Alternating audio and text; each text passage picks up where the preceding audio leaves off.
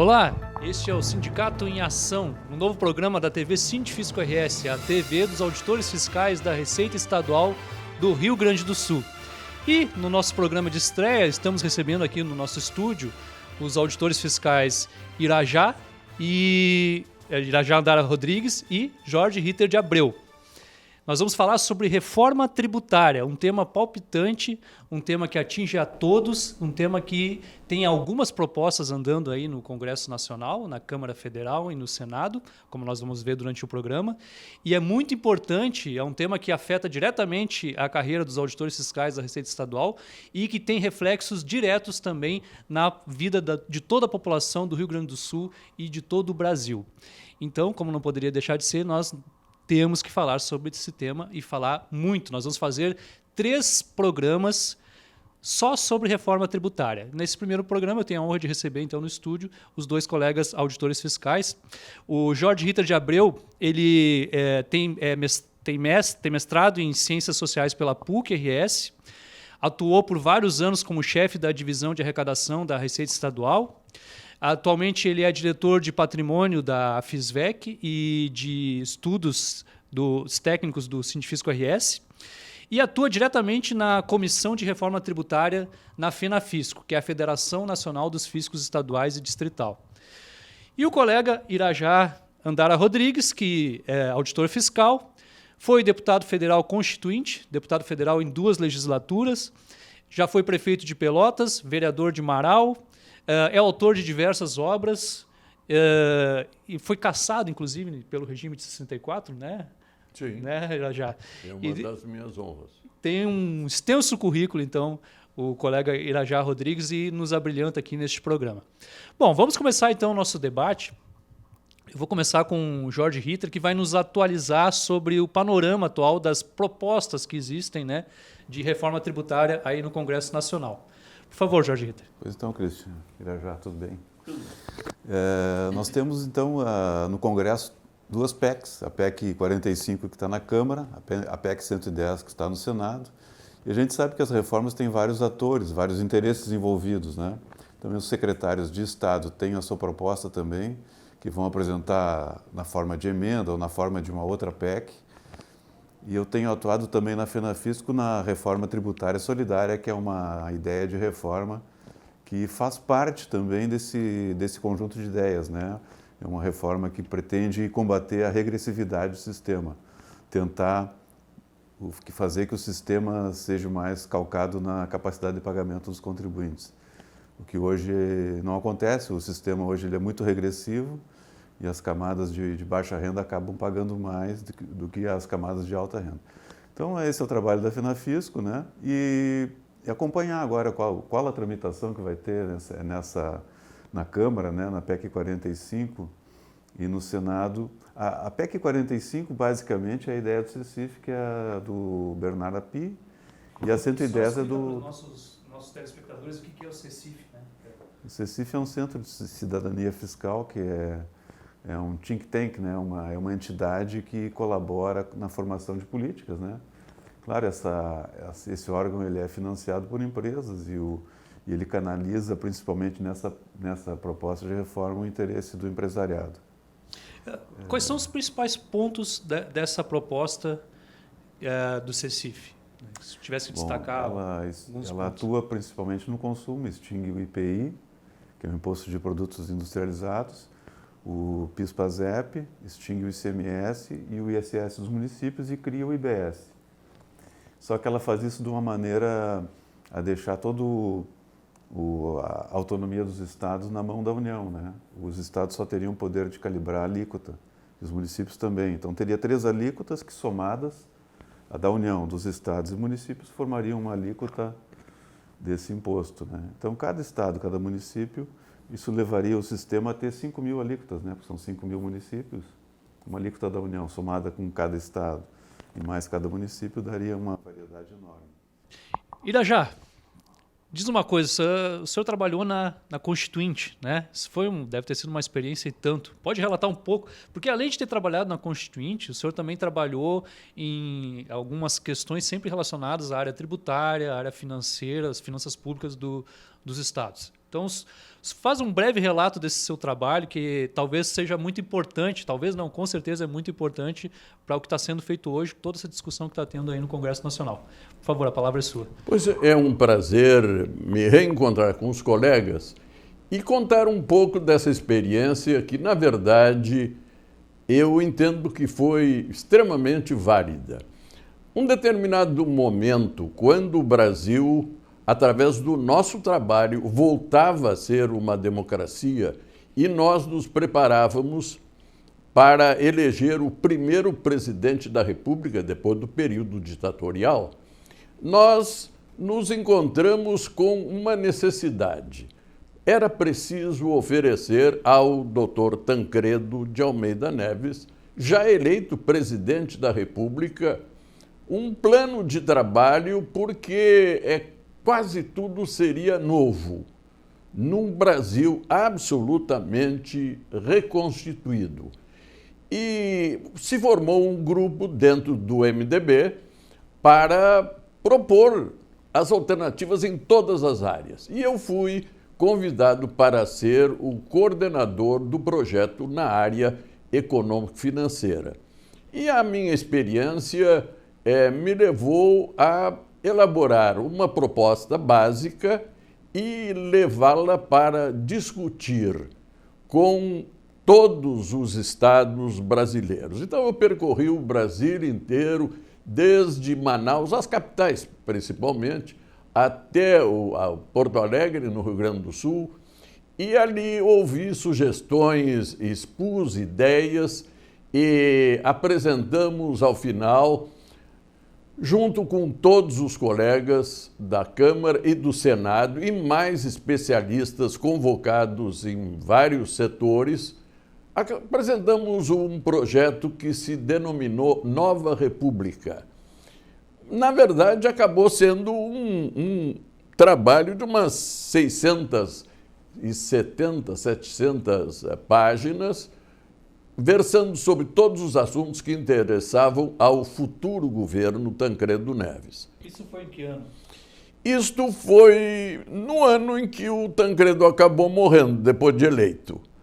Nós tivemos ali um trabalho muito bom em que cada um deu o melhor de si. Coube a mim, além da coordenação geral, apresentar o trabalho sobre um sistema tributário novo. E eu que sonhava com um sistema muito menos regressivo e colhi em todas as fontes essa mesma vontade, muito menos regressivo, porque no Brasil só paga imposto de verdade quem é pobre. Rico paga muito pouco em relação ao que poderia.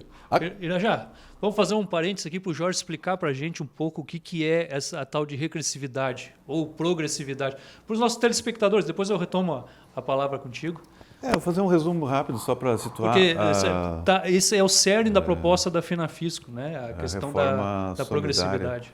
A progressividade. Como o nosso sistema ele é calcado no consumo, né, Irajá? 50% da arrecadação de todos os entes federativos, 50% vem do consumo. E quem consome mais da sua renda, né, é a família de baixa renda.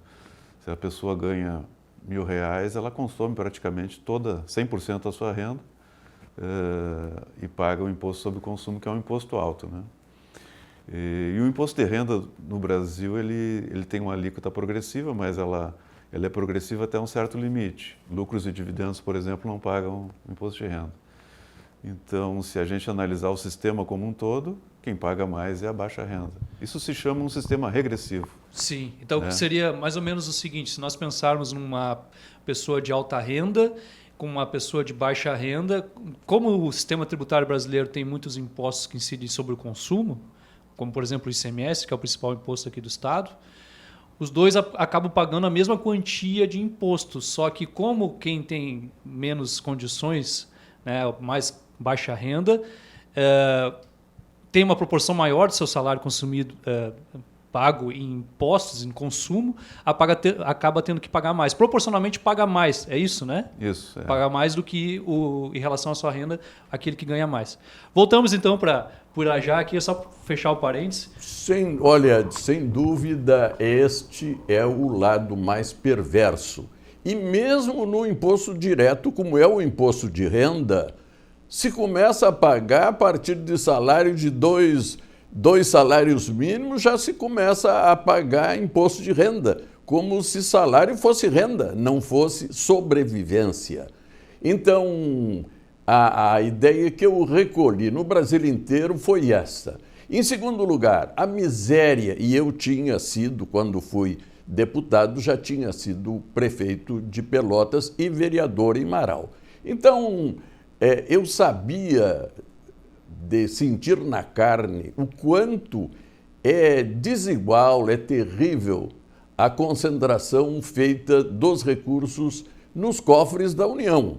A União fica com quase tudo e dá alguma coisinha para os estados e para os municípios. Então era preciso reverter este quadro. E eu sonhava com um pouco mais do que isso. Ir ao cerne do problema e buscar que houvesse uma preocupação social e uma preocupação de restabelecimento da Federação Brasileira, porque durante o período da ditadura todos os recursos e todos os poderes ficaram na mão do governo federal, que os distribuía a seu talante. Então, nós partimos para esse trabalho e apresentamos ao doutor Tancredo. Coube a mim até fazer a apresentação de todo o trabalho em nome dos quase 200 colegas que tinham trabalhado na elaboração deste livro, um livro que foi editado depois, e eu gostei muito de poder apresentar esse trabalho, até porque acreditava que o novo presidente da República, eleito democraticamente, embora pela representação partidária, política, não fosse eleito diretamente, seria um governo para todos e de todos. Mas me coube, então, especificar o aspecto de sistema tributário. E eu propus um sistema totalmente novo, extinguindo todos os impostos federais, estaduais e municipais, criando 3 impostos. Um imposto sobre a renda, um imposto sobre o uso e consumo de bens e serviços, tipo o ICMS nosso, e um imposto sobre a propriedade, mas tudo sobre toda a propriedade. Propriedade de títulos, de ações, de aviões, de iates, coisa que hoje os governos apanham na sua ânsia de tributação, são os imóveis, qualquer chalezinho, e os automóveis, um 64, 65, paga também. Hoje já nem está pagando mais, mas mais ou menos a proporção é essa. O que nós pretendemos, então, é ver, e essa foi a proposta, a União ficando com 34% da massa tributária nacional. Os estados com 33% e os municípios com 33%. E não comandados pelo senhor ministro da Fazenda, comandado todo o sistema por um Conselho Tributário Nacional com um órgão executivo, com representação este conselho de 5 membros indicados pela União, 5 pelos estados e 5 pelos municípios.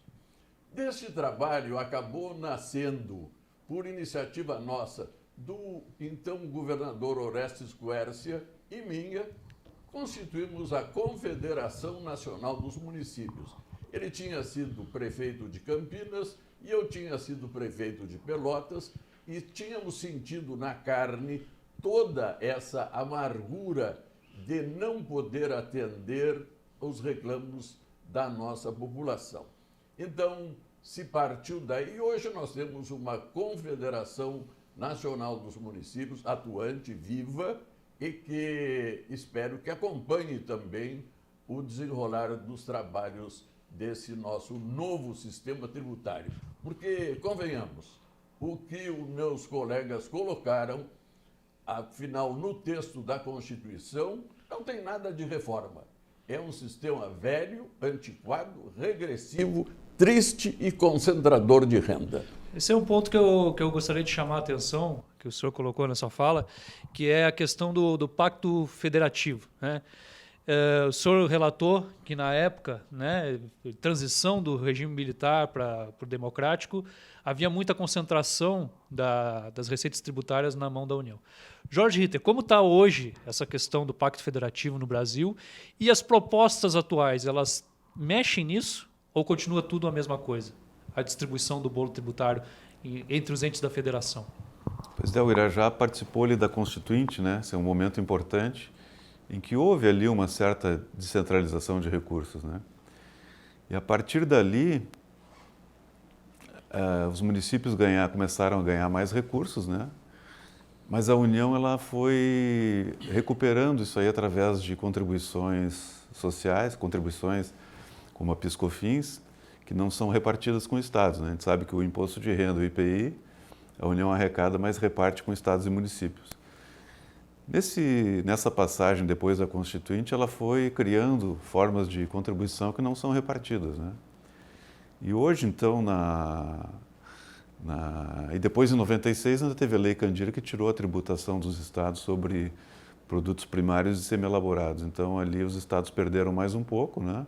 Então, se a gente acompanhar a evolução de recursos, a União aumentou, ampliou bastante a sua fatia, os municípios também conseguiram ganhar através de um percentual maior no fundo de participação dos municípios, e os estados meio que encolheram esse recurso líquido, né? A receita corrente líquida dos estados minguou. Então, é isso que está em discussão hoje no Senado, com a volta da tributação das exportações. Está se discutindo isso, porque a União está premida por uma decisão do Supremo. O Congresso tem que regulamentar uma compensação pelas perdas da Lei Candir, né? Que é uma coisa que aconteceu lá em 96. Isso está tramitando no Congresso e agora parece que existe uma iniciativa no sentido de que os estados voltem a tributar novamente as exportações dos primários e semi-elaborados. É um assunto polêmico, mas que está na pauta hoje. Mas não existe assim uma ideia global, mais elaborada, né, de melhorar o equilíbrio federativo. Mas é uma ideia que quer dizer, a Lei Candir ela é um dos pontos que poderia amenizar a questão da distribuição do Pacto Federativo. Sim, aliviaria. Não é o único, né? Não é o único, Nas propostas de reforma tributária hoje do ex-deputado Rauli e do deputado Baleia Rossi, que estão tramitando lá no Congresso, não teria nada nesse sentido. Não, é o fato de tu ter um IBS, se for um IBS bem elaborado, que tribute serviços junto, né, estados e municípios,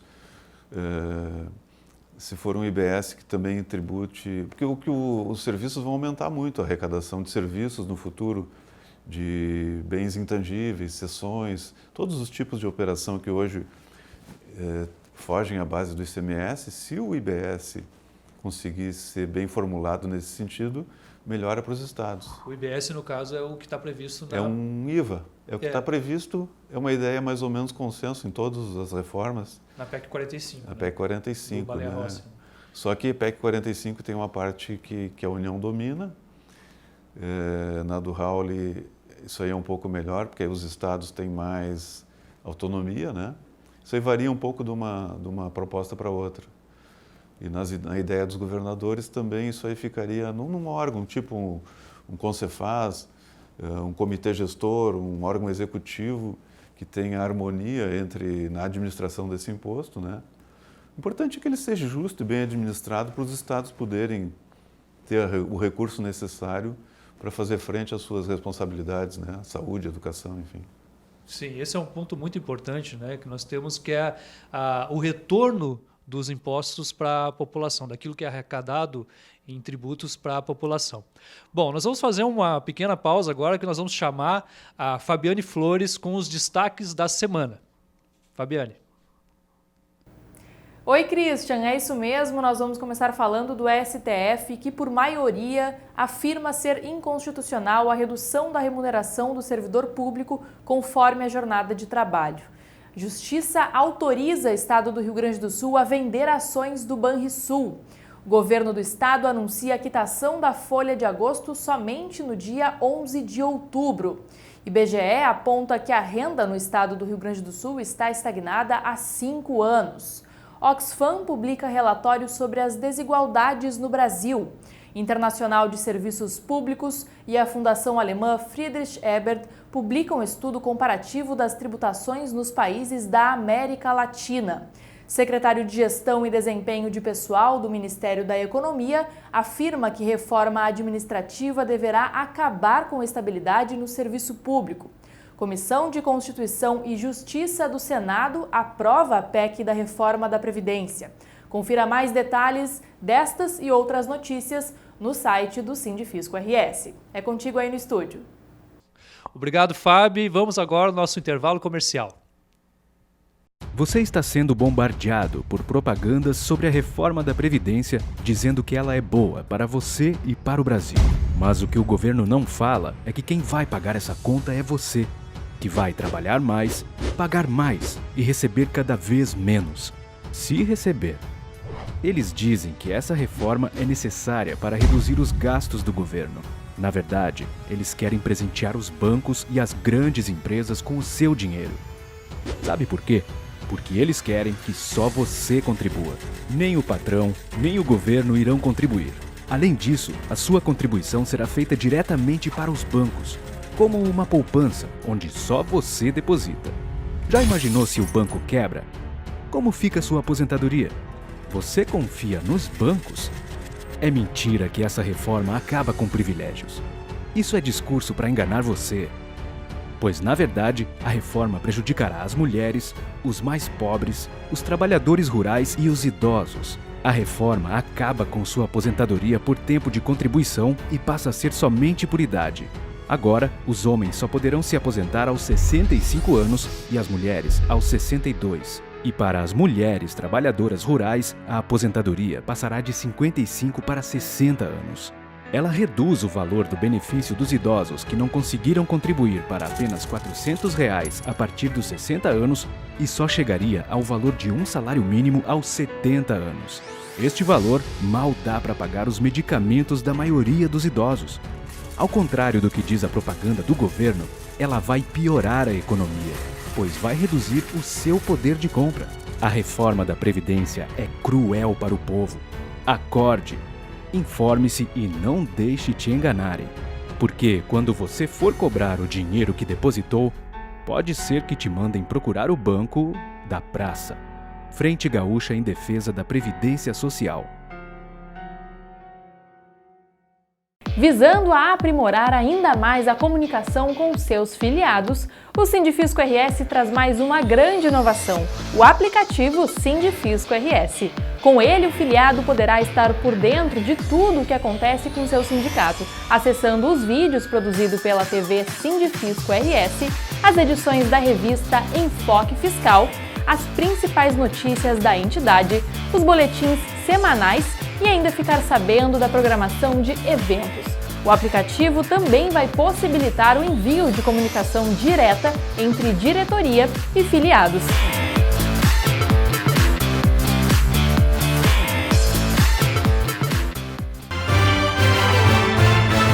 Estamos de volta então com o nosso Sindicato em Ação falando sobre reforma tributária. Com os dois convidados aqui à minha esquerda, Jorge Ritter de Abreu e Irajá Andara Rodrigues. Irajá, vamos voltar à nossa história. O senhor é o autêntico registro histórico em pessoa aqui no nosso estúdio, que muito nos honra.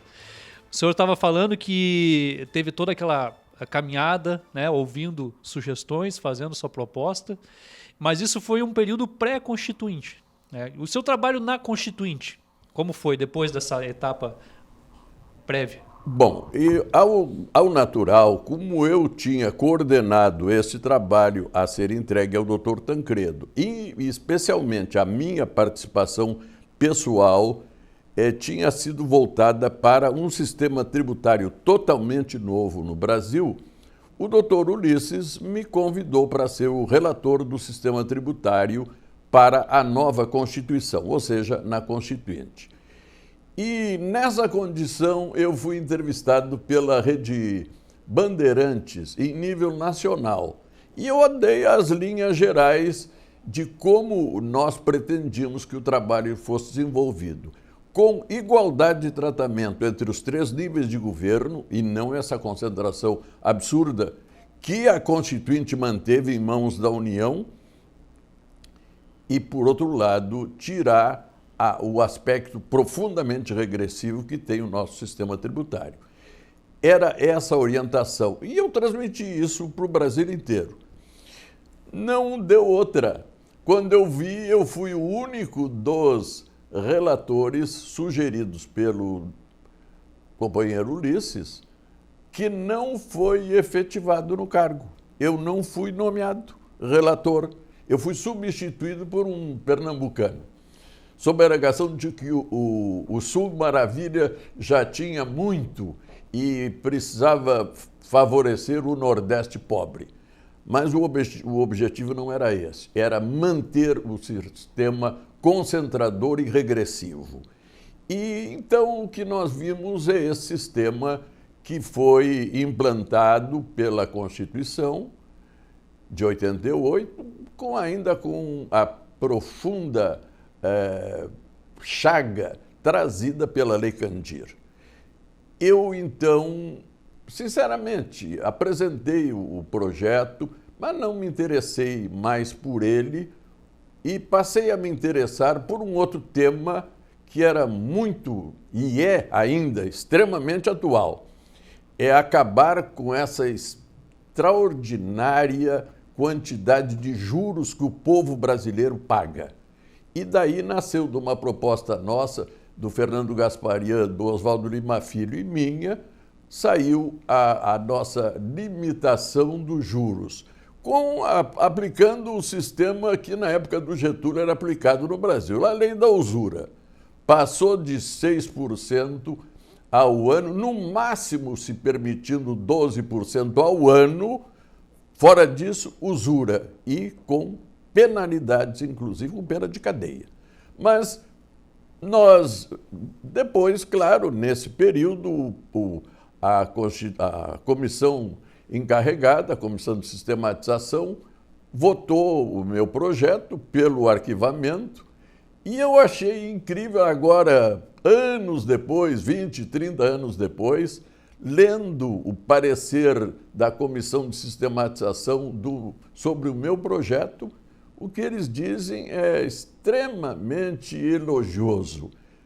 Diz assim o parecer da comissão de sistematização: o sistema proposto é revolucionário e com condições de um grande interesse social.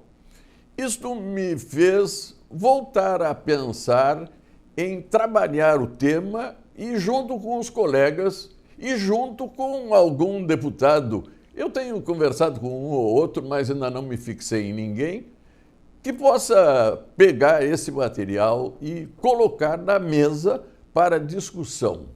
Por quê? Porque eu entendo que, depois desses elogios que acabaram recomendando a rejeição da minha proposta, eu acho que, na verdade, é disso que o Brasil precisa. Começaria com uma determinação: imposto de renda só a partir de vencimentos de 30 salários mínimos. Não como hoje, que a gente já começa a pagar imposto de renda a partir de 2.000 e poucos, como se salário fosse renda. E mais ainda, buscando aqueles que podem pagar mais, porque têm muito mais, e, portanto, com isso reduzindo a incidência sobre a forma indireta. O imposto indireto é o menos justo, mas necessário também.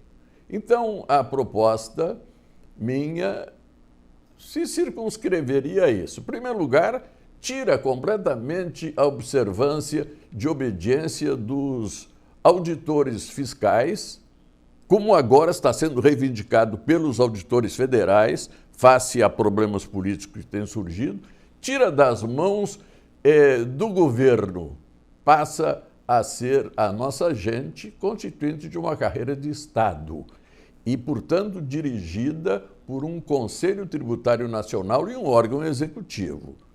Em segundo lugar, divide igualmente a receita entre os 3 níveis de governo.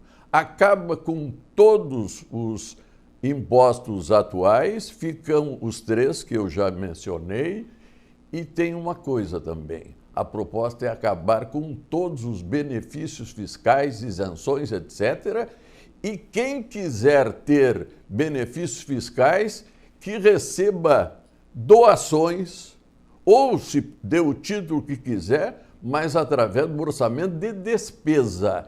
E que essas doações para grandes empresas, tudo que se faz hoje, escondido, de forma indireta, tudo fique aparecendo e seja votado. Empresa tal vai receber 6 bilhões de doações de dinheiro previamente arrecadado, mas no orçamento de despesa. Ou seja, na forma de subsídio. Na forma de subsídio e bem esclarecido, bem escancarado, para que a população toda tome conhecimento de onde é que está indo o dinheiro que ela é obrigada a pagar. Agora, esse ponto é um ponto importante, porque os benefícios fiscais hoje recebem muitas críticas por parte de vários formadores de opinião, né, na nossa sociedade.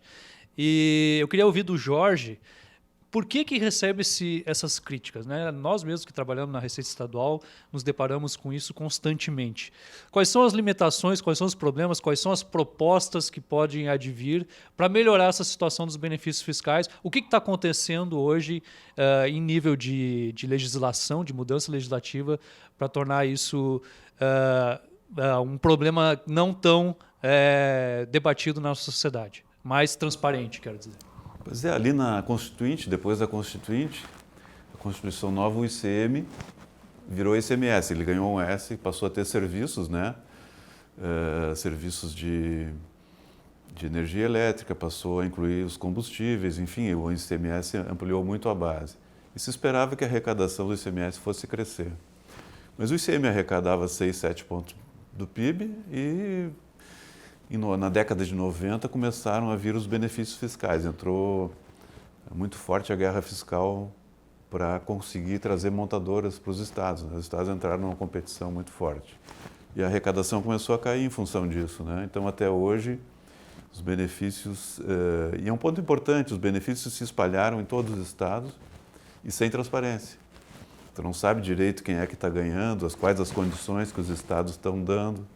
A legalidade disso é duvidosa também, porque muitas vezes não tem base em lei, não tem base num acordo com o CONFAS. Então, enfim, uma série de ações aí que endereçaram os benefícios por uma crítica, né?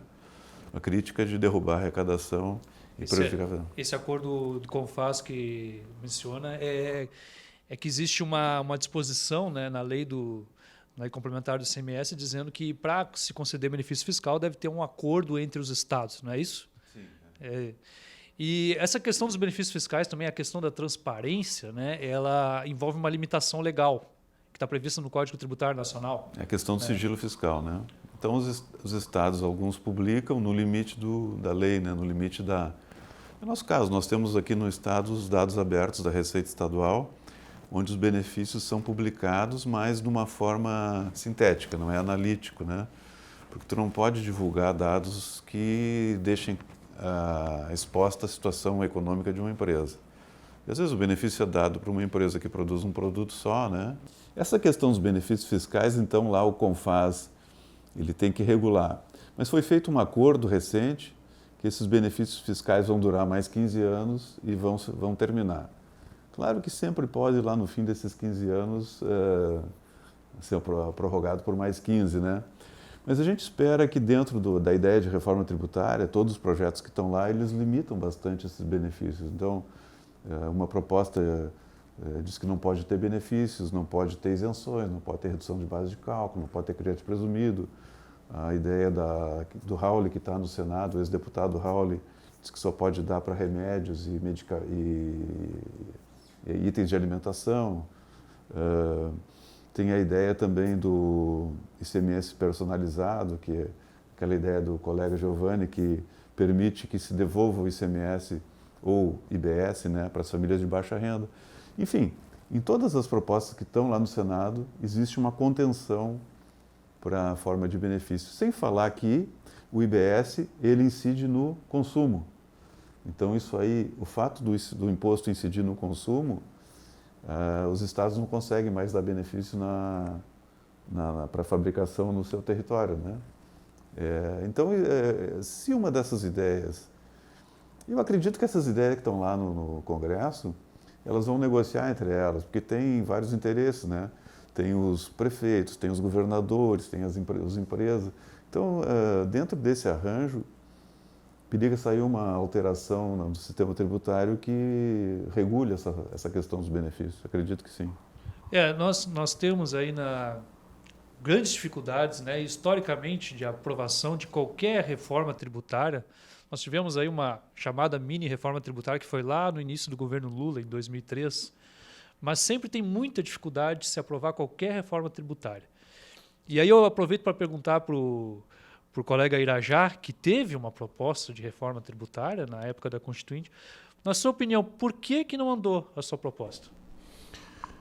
Não andou precisamente porque ela resolvia, ou ao menos amenizava, essa profunda preocupação em tributar o pobre, para isentar quase totalmente o rico.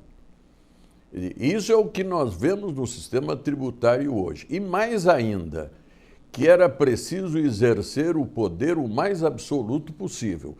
As pessoas que queriam se candidatar a presidente da República, na verdade, estavam querendo se candidatar a príncipe soberano do país chamado Brasil.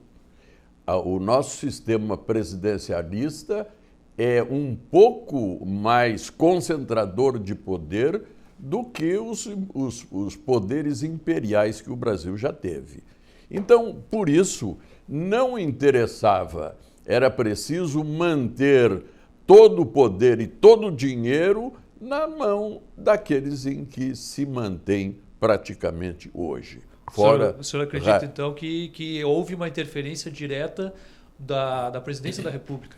Não da presidência, mas daqueles que realmente comandam a República, ou seja, os grandes potentados financeiros e industriais. Na verdade, nós somos dirigidos por grandes poderios econômicos internos e externos ao Brasil.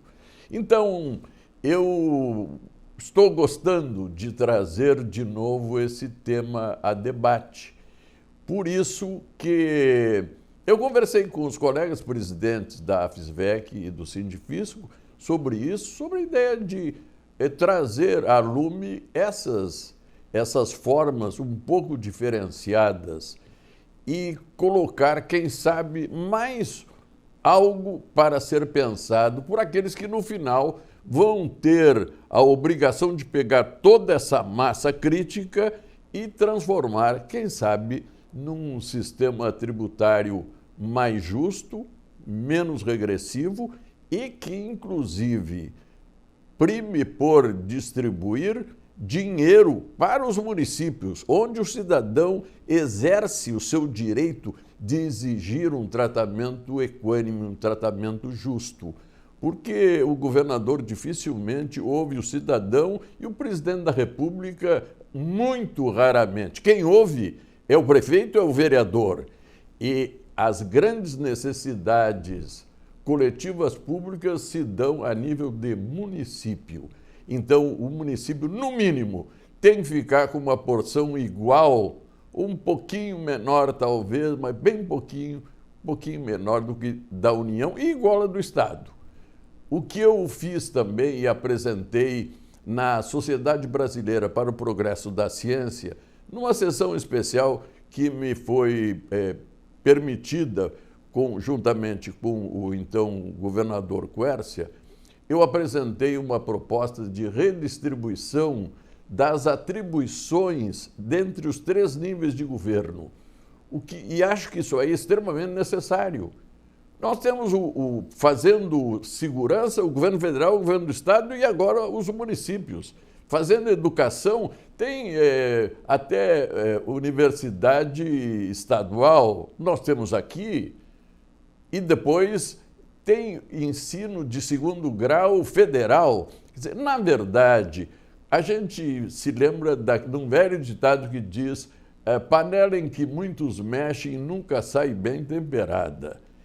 Não dá, no momento em que essa confusão de atribuições, em que cada um faz um pouco, e aí cada prefeito resolve atender melhor o seu eleitorado para procurar a próxima reeleição, então aí nós temos distorções enormes. Precisa-se parar e dizer quem faz o quê, porque senão nós temos a duplicidade de gastos e de trabalhos que a gente sabe que acaba representando um gasto supérfluo, um dinheiro a mais posto fora.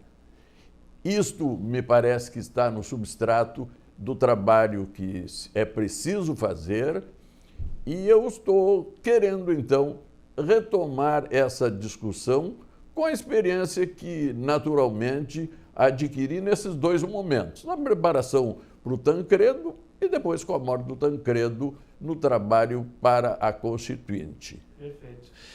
Jorge, me diz uma coisa, nós estamos aí falando, né, aqui no nosso debate sobre... Nós não estamos nos limitando apenas ao nosso principal imposto aqui, que é o ICMS, e nem só apenas esses impostos que incidem sobre o consumo. Ou seja, surgem aqui, a gente fala muito do imposto de renda, falamos muito de impostos sobre o patrimônio.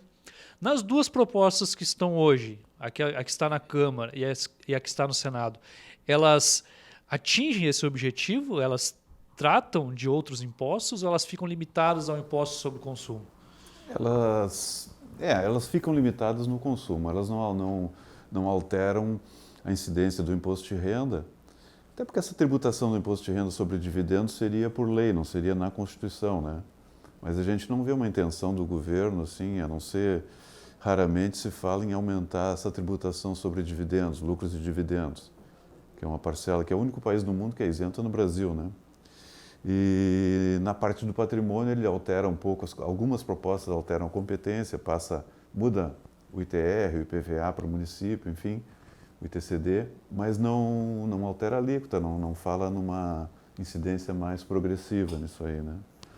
O que eu acho de bom, assim, no atual momento que a gente vive, não é tanto na proposta, mas no processo.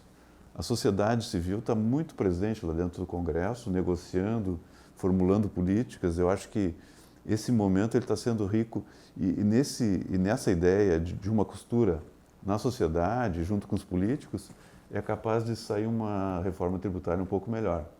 Porque, diferente de outros momentos, a Câmara e o Senado estão mais fortes nesse momento. Embora a gente vê que o governo tem patinado um pouco, né? O presidente tem feito declarações e tal, isso aí atrapalha um pouco, mas o funcionamento legislativo está bom.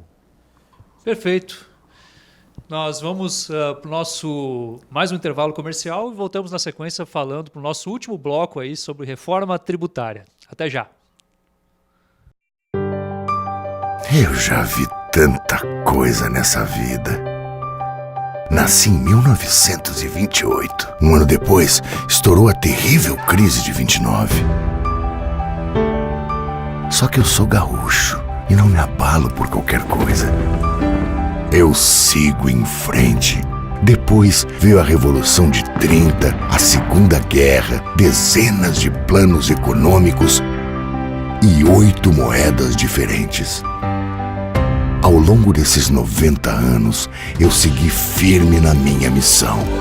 Inovar sempre para apoiar o desenvolvimento da nossa gente. Eu já vi tanta coisa nessa vida. E é por isso que eu digo, não existe desafio no mundo capaz de dobrar o povo do Rio Grande. Banrisul, 90 anos de uma grande história.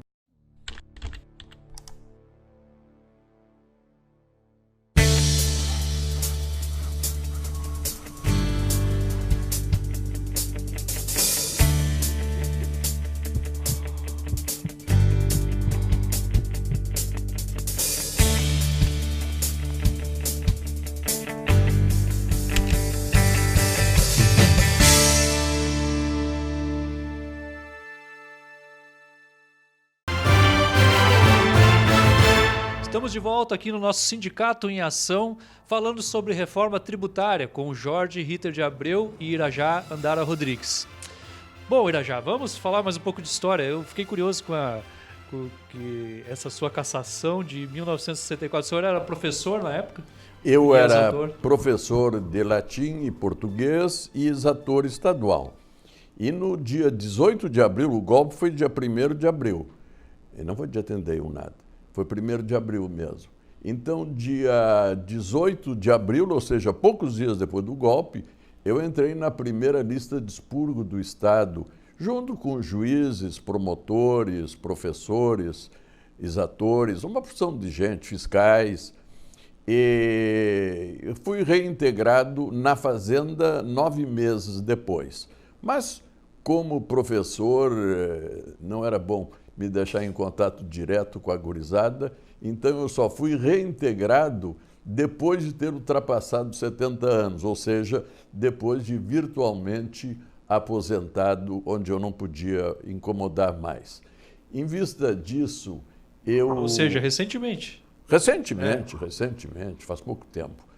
Mas eu me sinto muito à vontade para, embora o tempo passado, eu tenho a mesma, não perdi a capacidade de me indignar com as coisas e continuo com a mesma disposição de luta e é com essa disposição que eu digo, eu vou conversar com algum colega que vai, colega da Câmara, do Senado, tem poucos lá do meu tempo, mas um desses vai querer reapresentar este projeto porque eu entendo que, passados 30 e tantos anos, ele continua totalmente atual.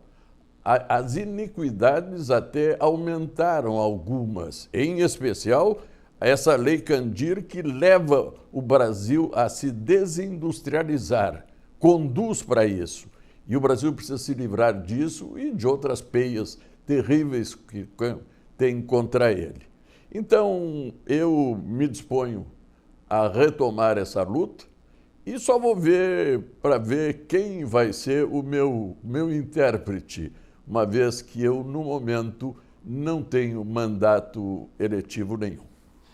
Perfeito. Esse ponto é muito bem colocado da Lei Candir, né? Recentemente, o colega Jorge Ritter escreveu um artigo para o Correio do Povo, aqui, o jornal de grande circulação aqui do Rio Grande do Sul, tratando exatamente desse tema, da Lei Candir e da desindustrialização. E eu sei que existe uma polêmica muito grande, porque o Brasil é um país exportador, o agronegócio tem um grande lobby no Congresso Nacional, e existe muita pressão para que não volte a tributação de produtos primários.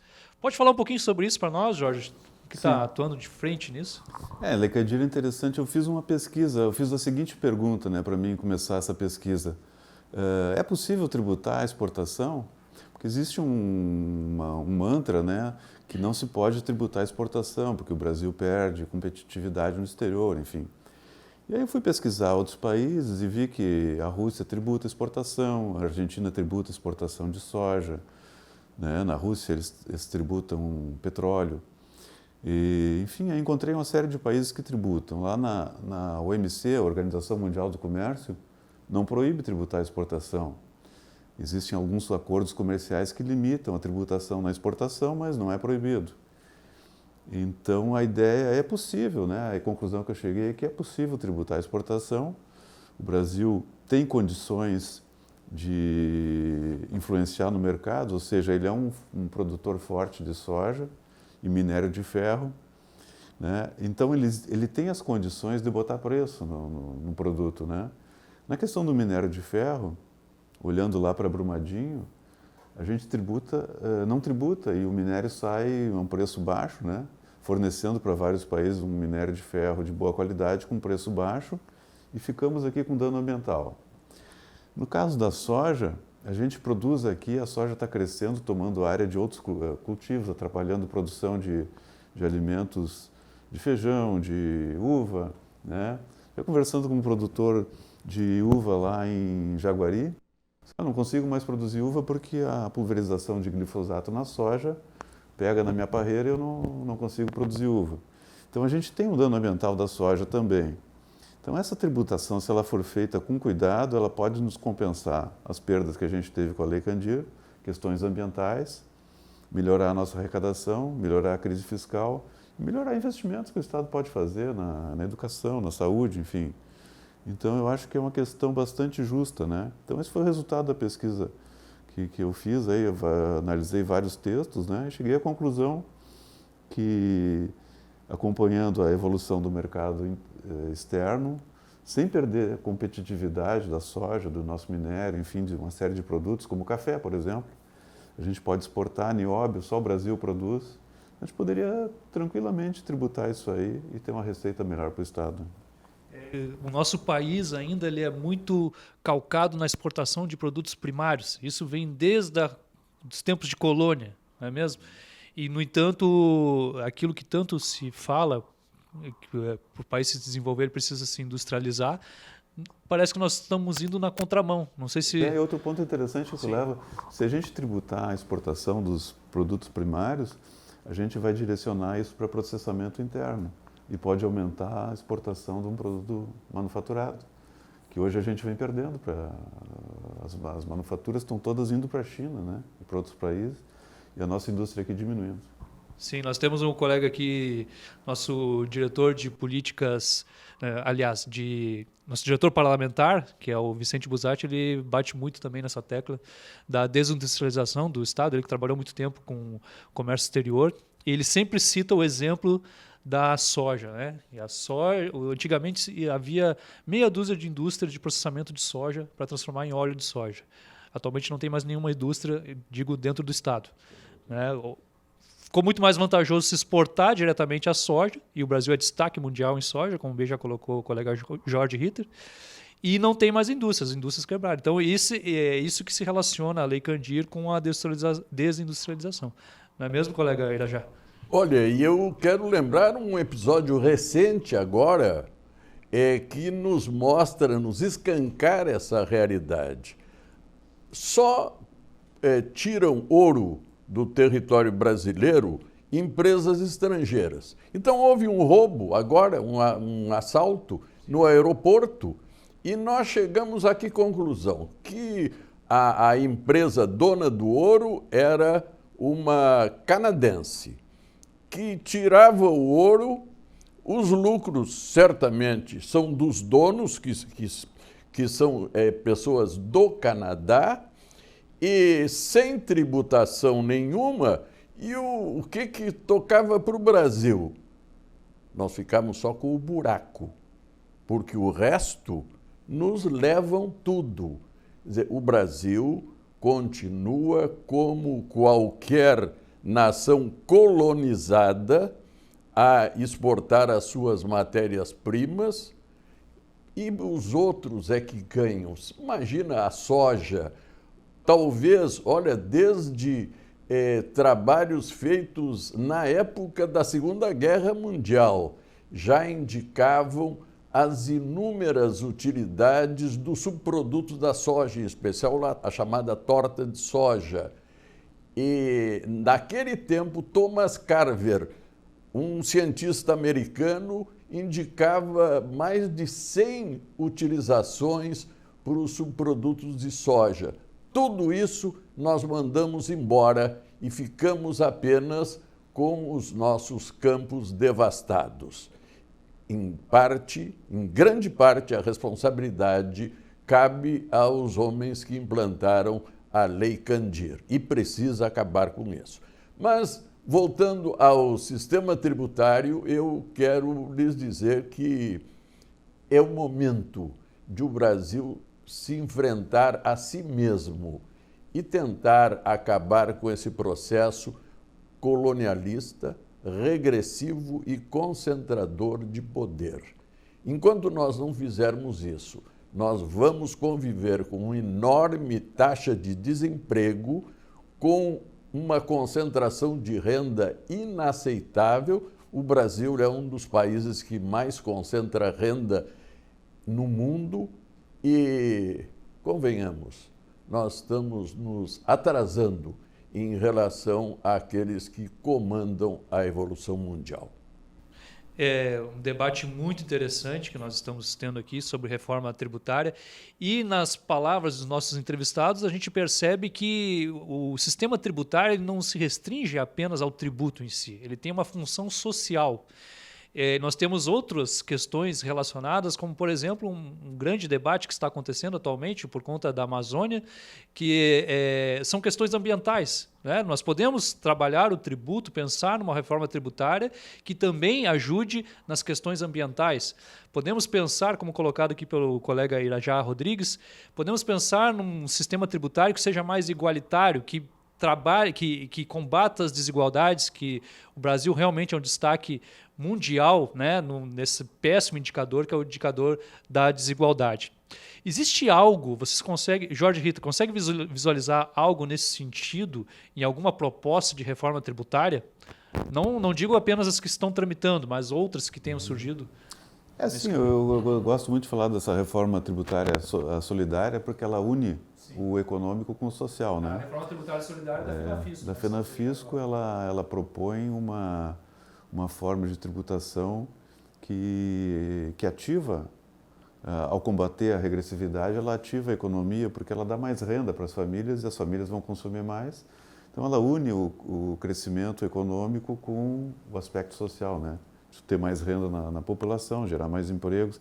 Então, eu acredito muito na reforma tributária. O Brasil é um país rico, né? Grande, tem muito potencial, mas está estagnado aí há vários anos, que o PIB não cresce.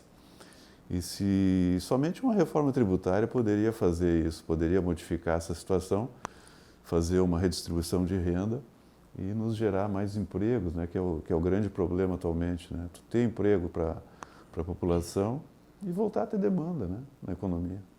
Sim, um problema que nós estamos enfrentando atualmente, né, que é de baixa demanda agregada, né? Nós estamos tendo baixo investimento por parte dos empresários porque não há demanda, e sem investimento a economia não cresce, já desde os tempos de Keynes, né, colega Irajá?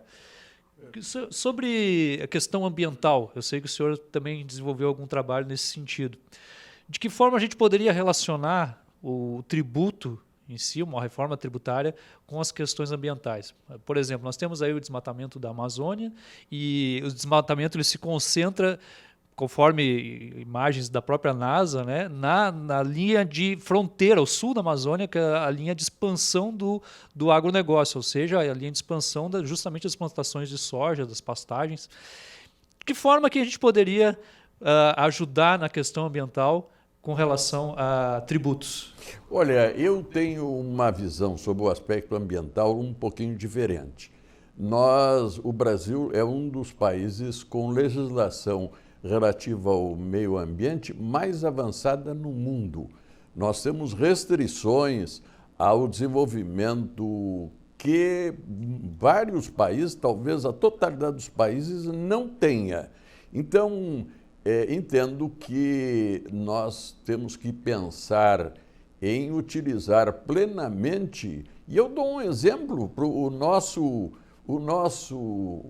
carvão. O Rio Grande do Sul é dono de 90% das reservas de carvão mineral do Brasil. No entanto, como o Rio Grande do Sul não se situa na área de comando econômico-político, ou seja, no Grupo São Paulo, Minas, Rio de Janeiro, o carvão entre nós sempre foi deixado de lado. Então, nós chegamos ao ponto de ter um polo petroquímico que processa uma matéria-prima da qual nós não temos uma gota até hoje, que é o petróleo, e, ao contrário, nunca tivemos um polo carboquímico, através do qual se produziriam os mesmos produtos oriundos do petróleo, porque tudo, no final, é carbono. Então, eu acho que é preciso olhar com cautela todos esses aspectos e lembrar que nós temos um potencial enorme e não podemos deixar de, num momento que há uma civilização nossa aqui, onde se convive com a fome mesmo, nós não podemos deixar de utilizar aquilo que é nosso. Vamos conduzir as coisas com cautela, mas não vamos jogar a criança junto com a água do banho fora. Nós precisamos muito do que temos, da mesma maneira que todos os países que têm a riqueza que nós temos precisaram e precisam utilizar. O Brasil não pode ficar para trás nesses aspectos e eu entendo que precisamos rever toda essa legislação que impede o nosso desenvolvimento. Pensemos no meio ambiente, mas pensemos também nos nossos habitantes que fazem parte do ambiente natural. Só sobre essa questão do meio ambiente, né? Sim. É uma questão importante falar da tributação, que ela pode ajudar muito nisso, né? Com o princípio do poluidor-pagador, né? Quem polui tem que pagar e quem preserva tem que receber. É a questão dos créditos de carbono, né? Se eu tenho uma floresta que eu cuido, eu tenho na minha área, eu tenho direito de poder emitir créditos de carbono, né? E quem polui pode adquirir esses créditos ou pode ser tributado se ele está poluindo, né? Está muito disseminado na Europa, né? Muito disseminado na Europa, e que vai ser um mercado importante no futuro, né? Acho que o Brasil, para ele preservar a Amazônia, ele tem que receber créditos do mundo, tem que receber os recursos necessários para isso, né? Então, dentro da área tributária também é importante tratar essa questão ambiental. Perfeito. Nós estamos nos encaminhando para o nosso encerramento aqui do programa e eu vou dar 2 minutos para cada um dos nossos entrevistados fazer suas considerações finais. Por favor, colega Irajá Rodrigues. É um prazer voltar a conversar com você sobre esse assunto, do qual eu me ocupei durante muitos e muitos anos, antes do processo constituinte e durante o processo constituinte. Agora me disponho a voltar a conversar sobre isso com os colegas do meu quadro fazendário e também com a nossa gente, em especial os prefeitos e os governadores e funcionários, tanto do nível federal como estadual, como municipal, que têm sido considerados responsáveis por toda a crise vivida pelo país e pelo nosso Estado. Nós nunca estivemos no governo, nós funcionários públicos. Portanto, não somos responsáveis por nada disso que está aí. Muito obrigado. Obrigado, colega Irajá. Jorge Ritter, suas considerações finais, por favor. Eu acredito muito que o Estado aqui pode sair da crise, que ele vai conseguir, por meio de uma alteração tributária que está em curso em Brasília, ter um imposto sobre o consumo, um IBS bem administrado, que o Estado tenha autonomia para administrar esse imposto, né? Uma reforma tributária nunca acontece de repente, ela vai acontecendo aos poucos, mas a discussão que está havendo lá é muito rica. Eu acho que a gente vai chegar num ponto de recuperar as finanças do Estado, né, ao longo do tempo, ao longo dos anos. Não é um processo rápido, mas o Estado é rico, o Brasil é grande. Eu acho que a sociedade está empenhada em discutir esses temas, né, está participando. Eu tenho ido lá a Brasília e tenho acompanhado uma série de entidades, vários atores com interesses diferentes, mas dentro de um processo de discussão importante, né? Então, eu acredito mesmo que a gente vai chegar num ponto bem razoável de ter um sistema tributário mais justo, com mais progressividade e o Estado atendendo às suas demandas, as demandas da população, que isso é a função do Estado, é essa, né? Perfeito. Eu agradeço, então, enormemente a presença dos nossos convidados que fizeram esse debate rico sobre reforma tributária.